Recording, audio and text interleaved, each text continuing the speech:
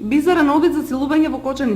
36-годишниот кочанчанец НТ вчера утрото околу 9 часот се обидел да го силува својот сограѓанин ЧД во моментот кога вториот собирал употребувани пластични шишиња пред зградата на улицата Скопска.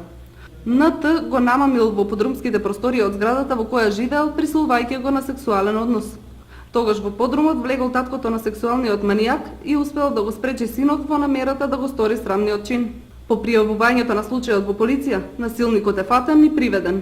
58-годишниот кочанчанец пријави дека во предпладневните часови, додека собирал отпаден материјал од пластика, бил повикан од 36-годишен кочанчанец во подрумските простории, мислејќи дека ќе му бидат понудени исти такви предмети.